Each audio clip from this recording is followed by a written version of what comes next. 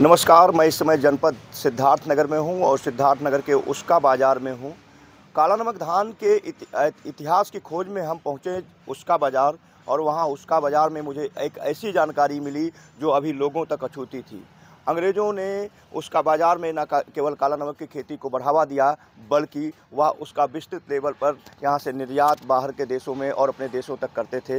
यह निर्यात का एक हब हुआ करता था, क्योंकि उसका बाज़ार में अंग्रेज़ सरकार ने स्पेशली यहाँ पर रेलवे स्टेशन बनाया, और यहाँ तक सिर्फ जो नदियों से माल आता था उसकी सप्लाई, उसकी ढुलाई ट्रेनों से गोरखपुर के ज़रिए कलकत्ता तक होती थी, और कलकत्ता से फिर वह बंदरगाहों के ज़रिए दूसरे देशों को निर्यात किया जाता था।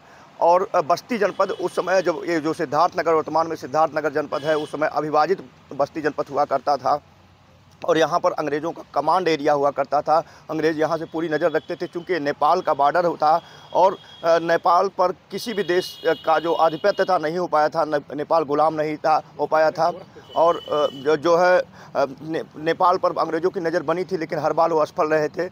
ऐसी स्थिति में जो सबसे अहम बात हो जाती थी कि अगर यहाँ कमांड एरिया था तो निश्चित तौर पर यहाँ बहुत सारे अंग्रेज़ अधिकारी रहे होंगे और इनकी मौत भी हुई होगी।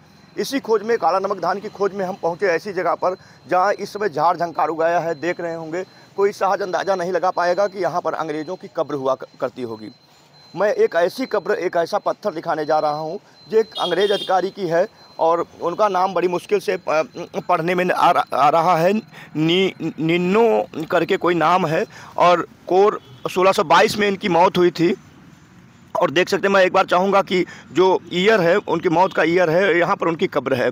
तो एक अंग्रेज़ अधिकारी की कब्र आप देख रहे हैं। दूसरा भी एक मैं कब्र दिखाने जा रहा हूँ।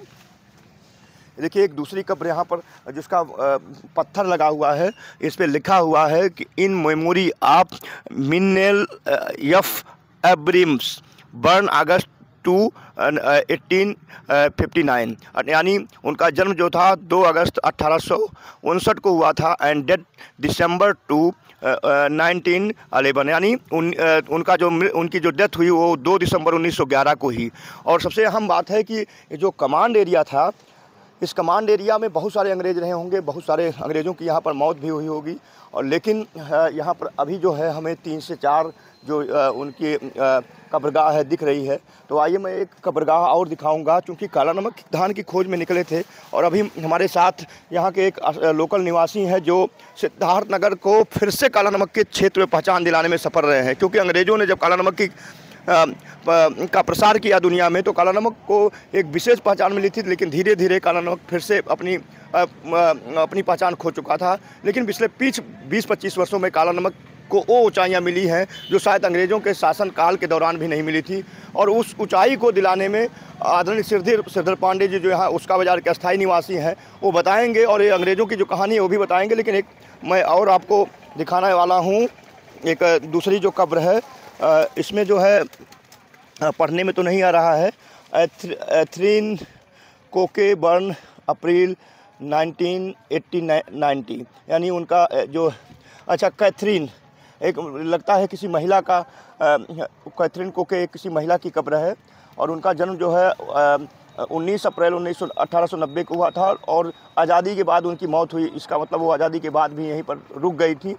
जुलाई 3 को 1952 को उनकी डेथ हुई थी, और आज़ादी के बाद वो रुक गई थी। लेकिन आइए हम जानते हैं पूरी कहानी, क्योंकि यहाँ पर लोकल निवासी हैं श्रीधर पांडे जी, तो वो बताएंगे कि एक्चुअल में क्या काला नमक से और इस कब्र से क्या रिश्ता है। सर, आपका बहुत बहुत स्वागत है। धन्यवाद। क्या रिश्ता है, क्योंकि यहाँ पर मैं बहुत पुराने कब्र देख रहा हूँ अंग्रेज़ों की, तो ये जो कब्र और काला नमक का रिश्ता है, क्या है? उसका बाज़ार सबसे पहले गोरखपुर जनपद हुआ करता था, बाद में बस्ती हुआ, उसके बाद कटकर सिद्धार्थनगर हुआ। तो गोरखपुर जनपद का हिस्सा हुआ करता था। अंग्रेज़ों का एक कमांड एरिया था उसका बाज़ार में, और उसका बाज़ार को एक प्रमुख व्यावसायिक केंद्र के रूप में माना जाता था, जहाँ पे ट्रेन सिर्फ गोरखपुर से उसका बाज़ार आती थी और फिर वापस गोरखपुर को जाती थी। और साथ साथ उसकी कनेक्टिविटी ट्रेन की जो है नदी से था, यहाँ कूड़ा नदी से, तो उसके माध्यम से, जो नदियों के माध्यम से कोलकाता को जो है यहाँ चावल जाता था, और बाकी जो सामान आते थे वो जो है ट्रेन से फिर जो है भेजा जाता था। तो इस प्रकार से ट्रेन और नदी का जो है बहुत गहरा संबंध था और यहाँ से ही सारे व्यापार होते थे। तो बर्डपुर जो एरिया है जहाँ पे काला नमक ज़्यादा उगाया जाता था पहले, हालांकि पूरे जनपद सिद्धार्थनगर में जो ये अभी नौगढ़ तहसील है, सोहरतगढ़ तहसील है, यहाँ पे बहुत अच्छा इसकी जो है ग्रोथ हुआ करती थी। तो वो सारे जो चावल यहाँ से निर्यात होता था और फिर जो इंग्लैंड से जो है या बाहर से जो सामान आते थे, फिर यहीं के माध्यम से पूरे एरिया में उसकी सप्लाई होती थी। तो ये बहुत बड़ा व्यापारिक केंद्र था और यहाँ पे अंग्रेज़ थे। आप देखिए बगल में ही ये चर्च है, आप उधर कैमरा घुमा के देख सकते हैं।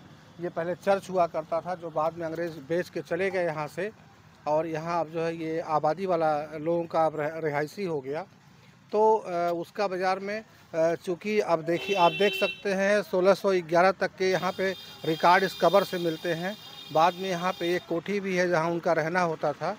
तो इस प्रकार से उसका बाज़ार एक बहुत जो है व्यापारिक केंद्र था जो काला नमक को जोड़ता है। जी धन्यवाद। तो आपने देखा कि किस तरीके से उसका बाज़ार का अपना ऐतिहासिक महत्व है, और ख़ासकर आज़ादी के दौरान अंग्रेज़ों ने जो यहाँ पर ईस्ट इंडिया कंपनी की स्थापना की, उसके बाद यहाँ पर भारत पर धीरे धीरे कब्जा जमाते गए।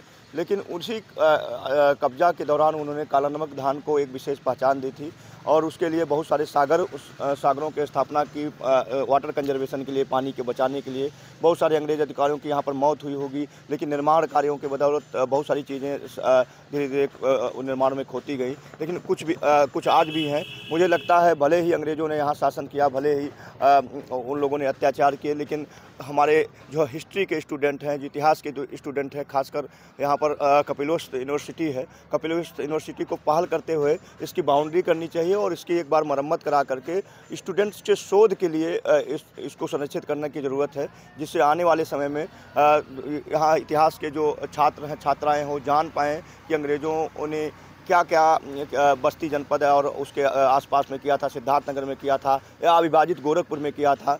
तो ये एक छोटी सी जानकारी थी। ऐसी ही जानकारियों के साथ हम फिर हाजिर होंगे। नमस्कार।